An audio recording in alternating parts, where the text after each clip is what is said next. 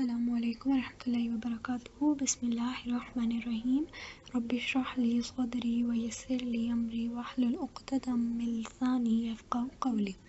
Last 2 videos में हमने normal chest x ray को डिस्कस किया था। अब हम इस वीडियो में डिस्कस करेंगे कि हमने डॉक्यूमेंट कैसे करना है जो कि हमारे पास फाइंडिंग्स आई हैं। तो सबसे पहले तो हम लिखेंगे क्वालिटी कि जो हम चेक करके बताएंगे कि एक्सरे की क्वालिटी सही है या ख़राब है। तो उसमें हम बताएंगे कि रोटेशन के बारे में बताएंगे कि हमने जो एक्सरे देखा है उसके अंदर कोई भी रोटेशन नहीं है, यानी जो हमारे पास ट्रैकिया है वो जो हमारे पास रिब्स हैं वो मतलब उनका जो डिस्टेंस है मिड लाइन से वो नॉर्मल है, कोई रोटेशन मौजूद नहीं है। तो सबसे पहली बात हो जाएगी रोटेशन की। सेकंड, थोरेसिक वर्टिब्रा का जो बॉर्डर है हार्ट के ऊपर वो क्या है, बेयरली विजिबल। ऐसा नहीं है कि बहुत ज़्यादा डार्क हो या बहुत कम डार्क हो, हाइपो एक्सपोज्ड हो या हाइपर एक्सपोज्ड हो, उसकी बात करेंगे। तीसरा हम बताएंगे कि जो हमने पेशेंट से एक्सरे लिया है वो इंस्पायरेशन में लिया है, एक्सपायरेशन में नहीं लिया, क्योंकि हम जैसे पहले भी बात कर चुके हैं कि एक्सपायरेशन में क्या होगा, डायफ्राम बहुत बड़ा नज़र आएगा, हार्ट बड़ा नज़र आएगा। तो हम जो है वो इंस्पायरेशन में एक्सरे को लेंगे ताकि जो बाकी चीज़ें हैं वो हमारे पास क्लियरली नज़र आ जाएं। तो हम बताएंगे कि इंस्पायरेशन में लिए गुड पेनिट्रेशन हुई है एक्सरेज की। फिर हम एयरवे की बात करेंगे। ABCDE जो हमने निमोनिक पढ़ी थी ABCD, तो इसमें हम क्या बात करेंगे, ए की एयरवे यानी जो ट्रैकिया वो सेंटर में वो राइट या लेफ़्ट की तरफ डेविएट नहीं कर रहा।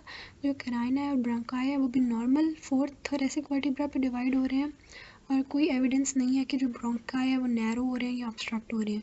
बी में हम बात करें कि जो लंग की फील्ड है वो क्लियर है, यानी कोई कंसोलिडेशन वगैरह मौजूद नहीं है, यानी कि कोई कंसोलिडेशन, ओपेसिटी या इफ्यूजन नहीं है लंग के अंदर।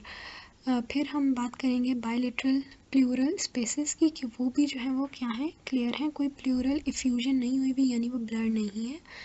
हिलर एबनॉर्मलिटीज़ की बात करेंगे कि कोई बायलेटरल हिलर जो है वो डिफ़ॉर्मिटी या जो है वो एडिनोपैथी नहीं है, हाइलम की कोई डिफ़ॉर्मिटी नहीं है। फिर सी में हम सर्कुलेशन की बात करेंगे कि जो नॉर्मल हार्ट का साइज़ होता है वो सही है, जो बॉर्डर्स हैं वो क्लियरली नज़र आ रहे हैं, जो सिल्वेट साइन है जो कि बॉर्डर्स को मतलब अगर कोई पैथोलॉजी है जिसकी वजह से जो बॉर्डर है हार्ट का वो हो गया, मतलब ब्लर हो गया, तो फिर हम कहते हैं सिल्वेट साइन पॉजिटिव। अभी इसमें हमने क्या लिखा है कि क्लियर है कार्डिक सिल्वेट साइन के, कोई पैथोलॉजी नहीं है। और जो मीडिया स्टेनल है उसकी भी जो है वो वाइडनिंग नहीं हुई। मीडिया स्टेनल जो मिड लाइन के स्ट्रक्चर्स होते हैं उनकी बात हो रही है। डायफ्राम में जो हम बताएंगे जो डायफ्राम के एंगल्स होते हैं, कोस्टोफ्रेनिक यानी लंग्स का डायफ्राम के साथ वो भी नॉर्मल है, और कार्डियोफ्रेनिक हार्ट का डायफ्राम के साथ एंगल वो भी नॉर्मल है, कोई प्लूरल इफ्यूजन नहीं है। प्लूरल इफ्यूजन में ये ब्लर हो जाते हैं, कोई एबनॉर्मलिटी नहीं है डायफ्राम की। फिर हम बोनी स्ट्रक्चर्स के बारे में बताएंगे कि कोई फ्रैक्चर तो नहीं है बोनी स्ट्रक्चर्स में, क्लेविकल में या थोरेसिक वर्टिब्रा में वो इंटैक्ट हैं।